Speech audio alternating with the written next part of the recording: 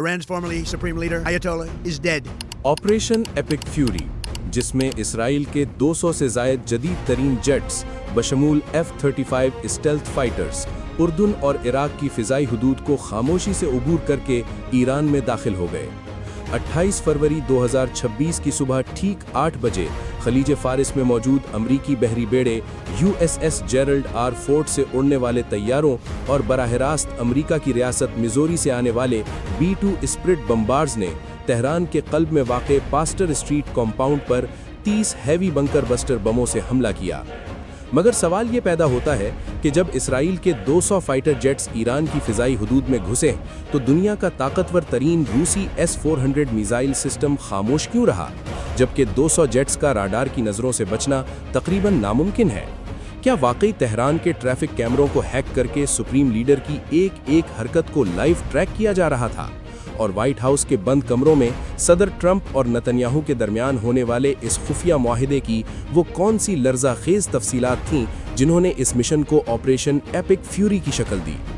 आइए जानते हैं इस ऑपरेशन की वो हकीकत जो शायद आपने पहले कभी नहीं सुनी होगी।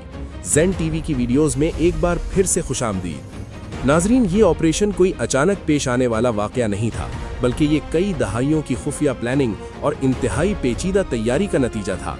इस हमले की गहराई को समझने के लिए हमें माजी के उन ऑपरेशंस पर नज़र डालनी होगी जो CIA और मोसाद ने ईरान के अंदर किए। तारीख गवाह है कि ये दुश्मनी आज की नहीं है।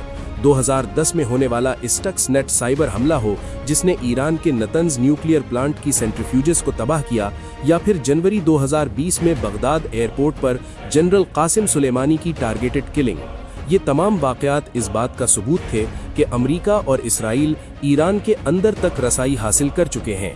CIA और मोसाद का बाहमी ताउन 1980 की दहाई से चला आ रहा है, लेकिन ईरान के खिलाफ इनका फोकस 2001 के बाद उस वक्त शिद्दत इख्तियार कर गया जब मोसाद ने बाकायदा तौर पर ईरान को अपना टॉप टारगेट करार दिया। मोसाद ने ईरान की ज़मीन पर जासूसों का एक ऐसा वसी और गहरा नेटवर्क कायम किया जिसकी मिसाल नहीं मिलती। इस नेटवर्क में न सिर्फ निचले दर्जे के कारिंदे बल्कि ईरानी अफसरान, एटमी साइंसदान और हत्ता के आला सतह के सियासतदान भी शामिल थे। ये पूरा निज़ाम इंसानी जहानत पर मबनी था, जहां इंसानी ज़राए से ईरान के हस्सास तरीन राज इकट्ठे किए जा रहे थे। 2018 में तेहरान के एक गोदाम से ईरान के एटमी प्रोग्राम का रिकॉर्ड चोरी करना इस जासूसी जाल की सबसे बड़ी कामयाबी समझी जाती है। अब बात करते हैं उस हमले की जिसने पूरी दुनिया के ताकतवर ऐवानों को हिला कर रख दिया। लेकिन सवाल ये पैदा होता है कि आखिर 28 फरवरी 2026 का ही इंतखाब क्यों किया गया। इसी दौरान CIA को इत्तला मिली कि 28 फरवरी की सुबह तेहरान के क़ल्ब में वाक़े पास्टर स्ट्रीट कंपाउंड में एक हंगामी समिट होने जा रही है। इस मीटिंग में न सिर्फ सुप्रीम लीडर बल्कि ईरान की इनकलाबी गार्ड यानी IRGC के तमाम चोटी के कमांडर्स और सिक्योरिटी मशीर एक ही छत के नीचे जमा होने वाले थे। इंटेलिजेंस इदारों के लिए ये एक ऐसा फैसला कुन मोड़ था जहां वो एक ही कार्रवाई के जरिए पूरी ऑपरेशनल कमांड को मफलूज कर सकते थे। इस मिशन को अंजाम देने के लिए अमेरिका और इजराइल ने अलग अलग कोड नेम्स इस्तेमाल किए। अमेरिका ने इस मिशन को ऑपरेशन एपिक फ्यूरी का नाम दिया, जबकि इजराइल ने इसे ऑपरेशन रॉरिंग लायन कहा।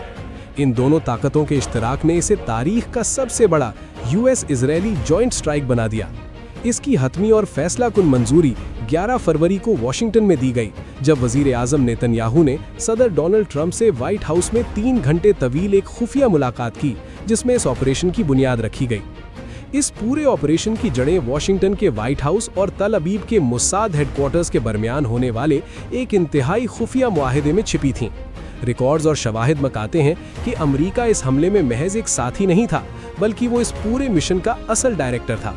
CIA और मोसाद ने मिलकर ईरान के अंदर जासूसी का एक ऐसा जाल बिछा रखा था जिसने ईरानी सिक्योरिटी को अंदर से खोखला कर दिया था। अगर हम फिजाई ताकत की बात करें तो इजरायली फोर्सेस ने इस मिशन में तकरीबन 200 जदीद तरीन जेट्स इस्तेमाल किए, जिनमें F-35 lightning II stealth fighters, F-15 और F-16 शामिल थे। ये तैयारे उर्दन और इराक की फिजाई हदूद से गुजरते हुए स्टेल्थ मोड में सफ़र करके ऐन वक्त पर तेहरान पहुंचे ताकि रडार की नज़रों से बच सके। दूसरी तरफ अमरीकी फिजाइया ने अपने सबसे महलिक हथियार मैदान में उतारे, जिनमें B-2 स्पिरिट स्टेल्थ बॉम्बर्स शामिल थे, जो बराह रास्त मिसौरी, अमेरिका से उड़े थे। इनके साथ F-22 रैप्टर्स, F-35s और इलेक्ट्रॉनिक जैमिंग के माहिर EA-18G ग्राउलर्स भी शामिल थे। ये तमाम जेट्स यूएस सेंट्रल कमांड के तहत पर्शियन गल्फ में मौजूद बहरी बेड़ों जैसे USS जेरल्ड F. फोर्ड से रवाना हुए थे। ईरान की फिजाई दिफाई दीवार बहुत मजबूत तस्वुर की जाती थी, जिसमें S-300 और S-400 जैसे रूसी मिसाइल सिस्टम्स शामिल थे। लेकिन माजी में जिस तरह इजराइल ने शाम में मौजूद रूसी सिस्टम्स को बाय ऑपरेशन ऑर्चिड के जरिए बाईपास किया था, बिल्कुल वैसा ही यहाँ हुआ। सबसे पहले यूएस साइबर कमांड और इसराइल की यूनिट A200 ने एक बड़ा मुश्तरका साइबर हमला किया।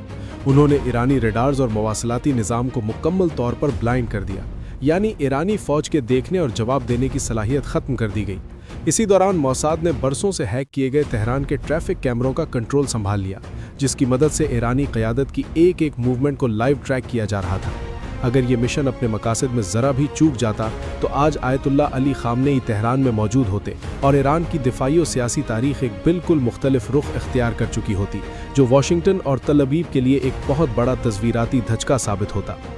हमला दिन की रोशनी में किया गया था। CIA के इंटेलिजेंस ने कंफर्म किया कि सुप्रीम लीडर तेहरान के कल्ब में वाक़ एक मरकजी कॉम्पाउंड में एक हंगामी मीटिंग कर रहे हैं। 28 फरवरी 2026 की वो सुबह तारीख का रुख बदलने वाली थी। ठीक सुबह 8 बजे इस डे लाइट स्ट्राइक का आगाज़ हुआ, जब ईरानी डिफेंस सिस्टम छोटे ड्रोन्स को गिराने की कोशिशों में उलझा हुआ था।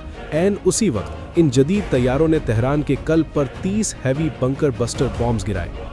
ये GBU-28 और GBU-57 जैसे मोहलिक हथियार थे, जो 100 फीट गहरी कंक्रीट को चीरकर ज़मीन के अंदर धमाका करते हैं। सिर्फ 60 सेकंड्स के अंदर 3 अलग अलग स्ट्राइक्स की गईं, जिन्होंने तेहरान के पैस्चर स्ट्रीट कॉम्पाउंड के ज़ेरे ज़मीन ढांचे को मलबे का ढेर बना दिया। 28 फरवरी 2026 के इस हौलनाक हमले में ईरान के सुप्रीम लीडर को उनके 40 से ज़ायद आला फौजी और सियासी लीडर समेत शहीद कर दिया गया। इन निशाना बनने वालों में IRGC के मेजर जनरल मोहम्मद पाकपूर और अली शामखानी जैसी ताकतवर शख्सियात भी शामिल थीं। ऑपरेशन के इख्तिताम पर US सेंट्रल कमांड ने तस्दीक की कि इस एक दिन में ईरान भर में 2900 अहदाफ को निशाना बनाया गया। ये ऑपरेशन न सिर्फ जानी बल्कि माली तौर पर भी दुनिया का महंगा तरीन मिशन था, जिसकी लागत $500 मिलियन से ज़्यादा बताई जाती है। इस हमले ने साबित कर दिया कि जदीद टेक्नोलॉजी और इंटेलिजेंस का गठजोड़ किसी भी मुल्क के दिफा को पारा पारा कर सकता है।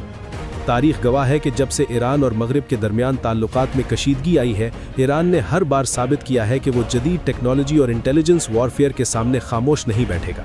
चाहे वो साइबर हमले हों या बराह रास्त फौजी मुदाखलत, ईरान का रद्द-ए-अमल हमेशा दुनिया को हैरान कर देता है। 28 फरवरी 2026 का ये वाक़या महज एक फ़ौजी ऑपरेशन नहीं था, बल्कि ये आलमी ताकतों के तवाज़न को बदलने वाली एक ऐसी कड़ी है जिसके असरात दहाइयों तक महसूस किए जाएंगे। इस बारे में आपकी क्या राय है? क्या जदीद टेक्नोलॉजी वाकई किसी भी मुल्क की खुदमुख्तारी को ख़त्म कर सकती है? मुझे कमेंट सेक्शन में ज़रूर बताइएगा। उम्मीद है ज़ैन TV की ये वीडियो भी आप लोग भरपूर लाइक और शेयर करेंगे। मिलते हैं अगली शानदार वीडियो में।